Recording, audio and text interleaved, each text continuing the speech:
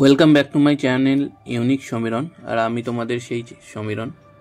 So আজকে আমরা basically explore করতে গেছিলাম লর্ড ক্যানিং হাউস, যেটা আমার পিছনেই রয়েছে, দেখতেই পাচ্ছেন ভগ্নাদশায় অবস্থায় রয়েছে, গাছ বেরিয়ে গেছে, সব কিছুই হয়ে গেছে এখানে দেখতেই পাচ্ছেন।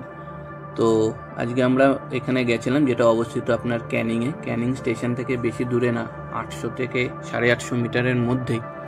তো এটা একটা হিস্টোরিক্যাল প্লেসের মধ্যে পড়ে। আমরা সবাই জানি ভারতবর্ষের মধ্যে হিস্টোরিক্যাল প্লেসের মধ্যে লর্ড ক্যানিং হাউস পড়ে। তো সেটাই আজকে আমি যতটা পারবো কভার আপ করার চেষ্টা করছি। তো আপনারা দেখুন এটা কি হয় না হয়, কতটা আমি এক্সপ্লোর করতে পারি, আর আমি যতটুকু ইনফরমেশন পাবো আপনাদের সঙ্গে শেয়ার করব। আর যাদের সঙ্গে আজকে এসেছি তারা এই যে এখানে রয়েছে, আমার বাদিকে রয়েছে কেডি মানে কৌশিক দাস, তারপরে রয়েছে পাপাই, তারপরে রয়েছে আবির সরকার, তারপরে রয়েছে এমডি রক্স। আজকে বেসিক্যালি আমরা আবির সরকার মানে আবিরের বাড়িতেই গেছিলাম, যার বাড়ি পিয়ালিতে আছে। তো সেখানেই আমরা গেছিলাম আমরা সবাই মিলে। তো সেখান থেকে আমরা একটা জায়গায়ও গেছিলাম, কিন্তু আনফর্চুনেটলি সেই জায়গাটা আমরা দেখতে পারিনি ডিউ টু সাম রিজন। তো তাই জন্য আমরা তারপরে পিয়ালি থেকে সোজা চলে এসেছিলাম ক্যানিংয়ে, এই লর্ড ক্যানিং হাউসটা দেখার জন্য, এখানে এক্সপ্লোর করার জন্য, আর আপনাদের সামনে তুলে ধরার জন্য যতটা পারার ততটা করার চেষ্টা করেছি আমি।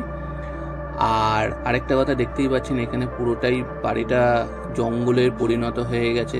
চারিদিকে মাঠ, পানা, কচুরিপানা, সাইডে গাছ ফাছ সবই রয়েছে, সামনে বিশাল বড় মাঠের মতন বা লন যাই বলুন না কেন সেই জায়গাটাও রয়েছে। সো দেখতে কিন্তু খারাপ লাগছে না, দিনের আলোতে বেশ ভালোই লাগছে, মনোরমও লাগছে, আর হালকা হালকা শীতও পড়েছে, তাই জন্য ভালোও লাগছে এই জায়গাটা দেখতে, আর এক্সপ্লোর করতেও ভালো লাগছে। সো আমি একটু বাড়ির অন্য জায়গা দেখানোর চেষ্টা করব। এই যে জায়গাটা দেখাচ্ছি, এই জায়গাটা বেসিক্যালি আমরা যতটুকু জানতে পেরেছি বা কথিত আছে, এই যে গুহাটা আমি একটু আঙুল দিয়ে দেখানোর চেষ্টা করেছি, এই যে গুহাটা যে রয়েছে, শোনা যায় বা অনেকে বলে যে এখান দিয়ে নাকি লর্ড ক্যানিং তার সৈন্যদেরকে ইংল্যান্ডের থেকে ভারতবর্ষে আনতেন শাসন করার জন্য। মানে এটাই তাদের যাতায়াতের পথ ছিল ইংল্যান্ডের থেকে ভারতবর্ষের মধ্যে। এই যে আমি আরেকবার দেখানোর চেষ্টা করছি দূর থেকে, যদিও এটা এখন অতি প্রাচীন হয়ে গেছে বলে, মাটির স্তর উপরে উঠে গেছে বলে আপনারা অর্ধেকভাবে দেখছেন, প্লাস এটা পরে ব্লক করে দেওয়া হয়েছে, কিন্তু কথিত আছে বা এখানকার লোকেরা মোটামুটি যা জানলাম, এখান দিয়েই লোকেরা মানে সৈন্যরা যাতায়াত করতো। এর মধ্যে কতটা কি সত্যি আছে বা কতটা সত্যতা আছে সেটা আমরা কিন্তু কেউ যাচাই করিনি, যারা ওখানে আমরা সেদিনকে এই জায়গাটা এক্সপ্লোর করতে গেছি। তো সেটা সৈন্যরা এখান দিয়ে যাতায়াত করতেও পারেন, আবার নাও করতে পারেন, এইটা নিয়ে আমাদের কোনো অভিমত নেই, কিন্তু যেহেতু বলেছে তাই জন্য আমি আপনাদের সঙ্গে এই জিনিসটা শেয়ার করলাম, কিন্তু এটার কোনো সত্যতা আমরা যাচাই করিনি। আর এই দেখুন বাড়িটার কি অবস্থা, পুরোটাই ভেঙে গেছে, ইট ঝুলছে, গাছের শিকড় ঝুলছে দেয়ালের থেকে, বাড়ির দেয়ালের থেকে। আমি একটু অন্যদিকে আবার যাওয়ার চেষ্টা করেছি, সেইখানে গিয়েও দেখতে পেরেছি আরেকটা এরকম গর্ত, যেটা আমি আপনাদের সঙ্গে কিছুক্ষণ আগেই শেয়ার করলাম। গুহা টাইপের, এটা অ্যাকচুয়ালি গর্ত নয়, গুহা টাইপের, যেখান দিয়ে সব সৈন্যরা যাতায়াত করতো এক সময় যখন ভারতবর্ষে তারা শাসন করেছে ইংরেজরা। আর এই দেখুন পুরো বিভিন্ন ধরনের জঙ্গলের গাছ, বট গাছ পুরো বাড়িটাকে ঘিরে রেখেছে। এখানে ছাগল ঠাগল লোকাল প্রতিবেশী বা লোকাল যারা লোক রয়েছেন তারা নিয়ে আসেন। আর এই দেখুন কি অবস্থা হয়ে পড়ে রয়েছে, গাছ গাছালি চারিদিকে, অসম্ভব বাজে অবস্থা। এটা একটা দরজা মনে হয় আমার ছিল, লম্বা দরজা, যেটা পরে ইটের গাঁথনি দিয়ে বন্ধ করা হয়েছে। সাইডে আরেকটা দরজা রয়েছে, গাছের শিকড় ঝুলছে, সবকিছুই আপনাদের সামনে দেখানোর চেষ্টা করেছি আমি। এই দেখুন পুরোটাই ইটের গাঁথনি দেওয়া, যেটা আমি বললাম। একটু দূরে গিয়ে দেখি, উপরে যত দূর যাচ্ছে গাছই দেখতে পাচ্ছি বাড়ি থেকে বেরিয়ে গেছে, মানে দেয়াল থেকে, যেহেতু অনেক প্রাচীন দেওয়াল বা বাড়ি। আর ওই যে দূরে দেখুন জানলা ফালনা দেখা যাচ্ছে, যেগুলো পুরোটাই ভেঙে গেছে আমার মনে হয়, কারণ এতদিনে পুরনো বাড়ি, অবশিষ্ট বলে আর কিছু থাকবে না। এই হচ্ছে বাইরের স্ট্রাকচার বা বাইরের ছবি লর্ড ক্যানিং হাউসের। পাশে দেখুন জঙ্গলের মতন হয়ে গেছে, এই সাইডে আবার পানা পুকুরের মতন হয়ে গেছে, পুরোটাই পানা পুকুর। লোকাল প্রতিবেশীরা এখানে আসে, টুকিটাকি হয়তো জামা কাপড় শুকায় বা এরকম ছাগল যাদের রয়েছে তারা নিয়েও আছে। এখন এই অবস্থায় হয়ে রয়েছে। এবার আমি ভিতরে ঢুকলাম, ভিতরে ঢুকে দেখুন সিলিংয়ের কি অবস্থা, পুরনো দিনের সিলিং কি অবস্থা, কিচ্ছু অবশিষ্টাংশ নেই। এই হচ্ছে লন বা বারান্দা টাইপের যেটাকে আমরা বলতে পারি।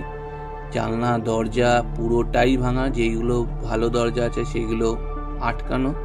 উপরে ছাদ, সিলিংটা দেখুন, তার উপরে ছাদটা দেখুন, কত বড় বড় ছেঁড়া বা গর্ত যাই বলুন না কেন। এই দেখুন দরজার ভগ্নাদশায় অবস্থা, পাল্লা অর্ধেক ভেঙে গেছে পুরো।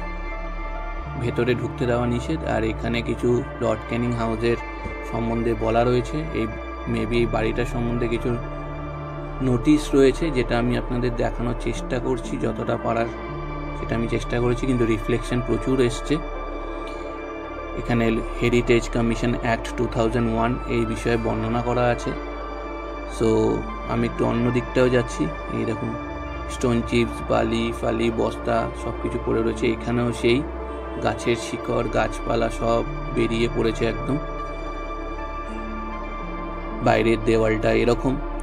আর তাছাড়া দেখতেই পাচ্ছেন এখানে সব গার্ড দিয়ে রেখেছে, মানে আটকে রেখেছে বেসিক্যালি। এদিক দিয়ে সব একসময় যাতায়াত হতো, এগুলো সবই খোলা ছিল, যেহেতু এটা বারান্দা টাইপের, লম্বা বারান্দা, সবকটা এরকম এন্ট্রান্সের জায়গা ছিল, কিন্তু এখন সবকটাকেই বন্ধ করে দিয়েছে। এরকমভাবে বন্ধ করে দিয়েছে মানে যাতে কেউ না আসতে পারে। আর এখানেও আমি দেখাচ্ছি, এই যে গাছের ঝুড়ি ঝুলে পড়েছে, বট গাছের ঝুড়ি, ভেতরের কন্ডিশনটা এরকম, কিছুই নেই।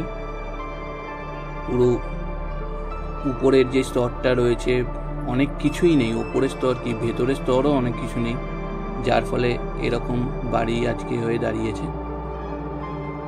তো এইটা হচ্ছে বাইরের ওই জায়গাটা, যেখানে আমার মনে হয় যেটা জমিদারদের বাড়ির মতন ছিল, সব গাড়ি ফাড়ি এসে দাঁড়াতো, সেই প্যাসেজটাকে বলে বারান্দার পাশে যেটা থাকে। তো সেটার কন্ডিশনটাও দেখুন, ইট ফিট পড়ে রয়েছে, উপরে সিলিং ভাঙা, তারপরে রাস্তাটার এই কন্ডিশন, পুরো ভগ্নাদশায়, চারিদিকে গাছ আর গাছ। সো এখানে এইটুকুই আমার দেখানোর ছিল। চারিদিকে আপনারা দেখুন কি অবস্থা রয়েছে। এবার আমি চলে আসবো কেডির কাছে, মানে কৌশিক দাসের কাছে, যে আপনাদের একটু বলে দিয়েছে যে কি করে এখানে আসতে হবে। বেসিক্যালি শিয়ালদা থেকে যদি কেউ আসেন তাহলে আপনাদের ক্যানিংয়ে ট্রেন ধরতে হবে, একদম ক্যানিং স্টেশনে নামতে হবে। ক্যানিং স্টেশন থেকে নেমে আপনারা পায়ে হেঁটেও আসতে পারেন বা কোনো কিছু রিক্সা টোটো ধরেও আসতে পারেন। ক্যানিং স্টেশন থেকে লর্ড ক্যানিং হাউসের ডিস্টেন্স হচ্ছে 800 থেকে 850 মিটারের মধ্যে।